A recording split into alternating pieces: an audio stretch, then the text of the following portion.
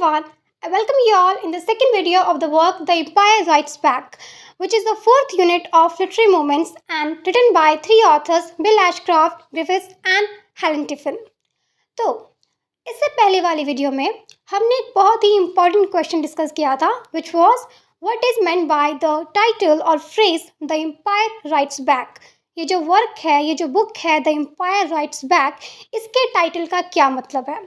और इसी क्वेश्चन का जो सेकंड पार्ट था what were the political implications of it, वो अभी हमने डिस्कस नहीं किया है क्योंकि वो हमने बाद में करना है। तो अभी तक हमने इतना समझ लिया है कि ये जो वर्क है द एम्पायर राइट्स बैक, ये एक पोस्ट कॉलोनियल लिटरेचर का पार्ट है।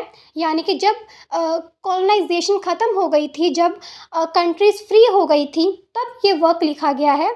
और ये जो वर्क है ये उन कंट्रीज़ के ऑथर्स के द्वारा लिखा गया है जो कभी किसी टाइम पे किसी कंट्री का के अंडर आती थी, से कॉलोनाइज्ड थी।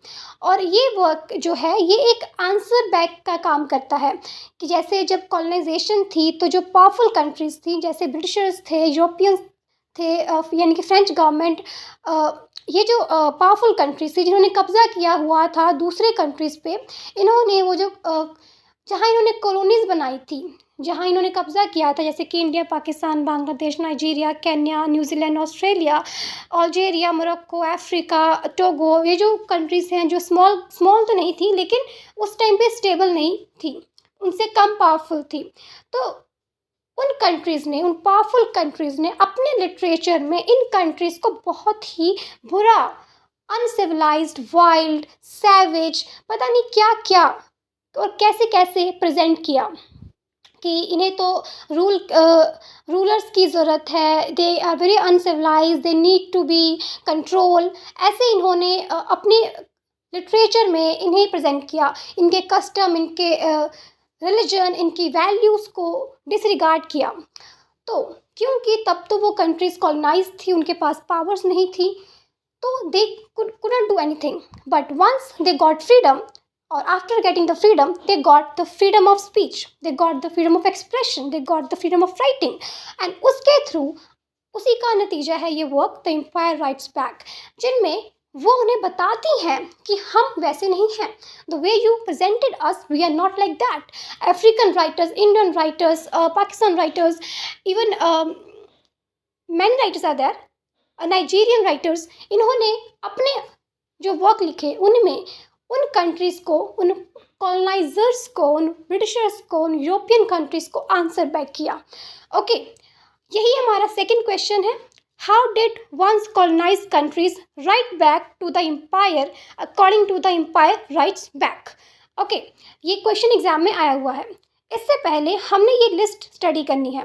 लेफ्ट हैंड साइड पे वो कंट्रीज़ हैं जो पावरफुल कंट्रीज़ थी, जो कॉलोनियल कंट्रीज़ थी, जो कॉलोनाइजर्स थे, जिन्होंने कब्जा किया हुआ था, और उन कंट्रीज़ के ऑथर्स के नेम लिखे हुए हैं जो बहुत फेमस थे, जिन्होंने कॉलोनाइजिंग कंट्रीज़ को बुरा प्रेजेंट किया।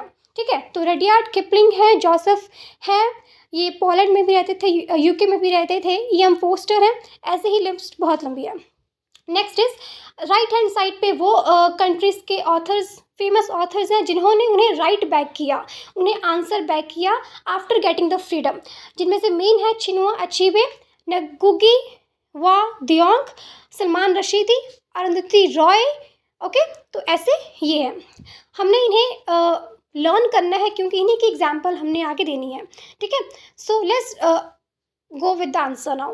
The phrase the empire writes back means that the once colonized countries used literature as a way to answer questions and challenge the ideas that were shaped by European colonial powers.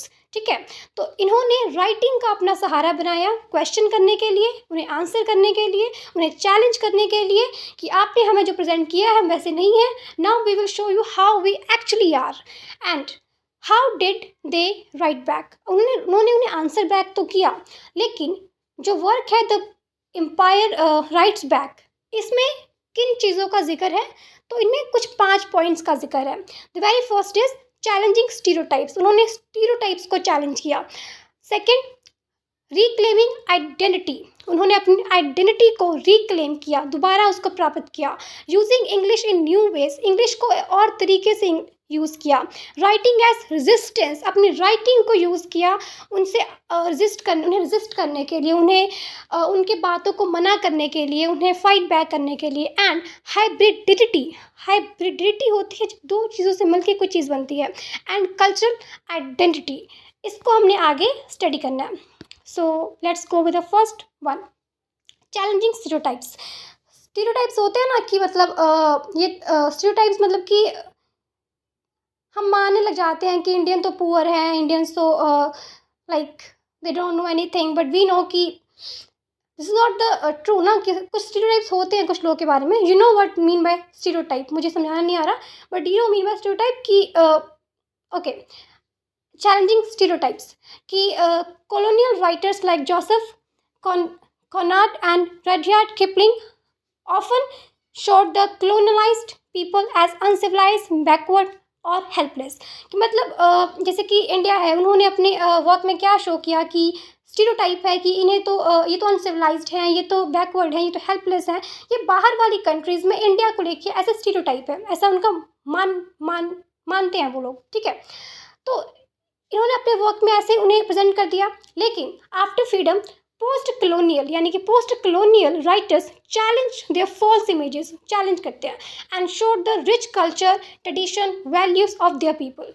Example लिखना है तो लिख सकते हैं कि heart of darkness work by Conrad presents Africa as a dark savage land. कि जो writer हैं जोसेफ कॉनरैड, इन्होंने अपने वर्क में कॉलोनाइजेशन के टाइम पे अफ्रीका को एक डार्क सैवेज लैंड बोला। लेकिन इसी के against after freedom, post colonial literature में एक राइटर हैं चिनुआ अचेबे, इन्होंने अपने वर्क थिंग्स फॉल अपार्ट में इन्हें रिस्पॉन्ड किया कि by showing the strength and order of Igbo society, Africa की एक सोसाइटी है, उसका रिच कल्चर बता के उन्होंने बताया कि ये कॉलोनाइजेशन के पहले बहुत ही अच्छी थी, बहुत नाइस थी, लेकिन after colonization it got disturbed.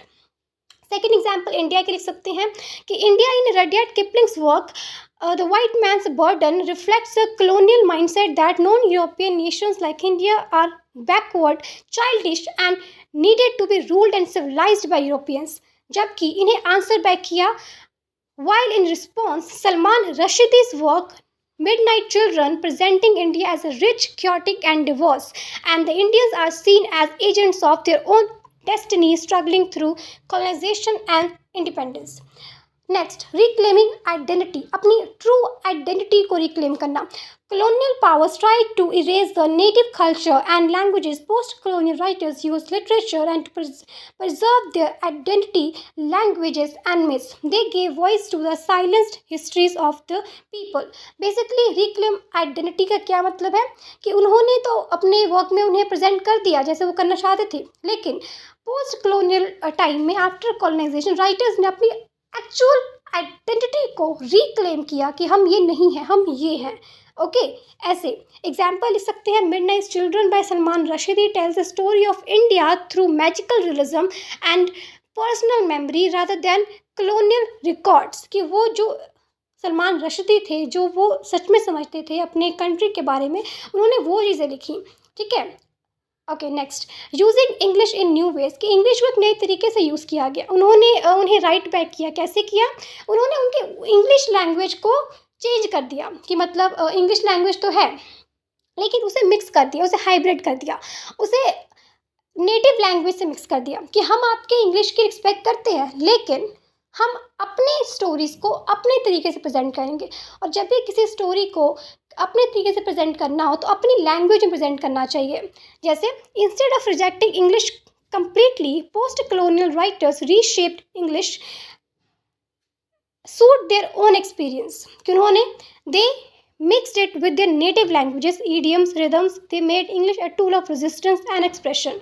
Example, Arundhati Roy's The God of Small Things। She blends Malayalam with English।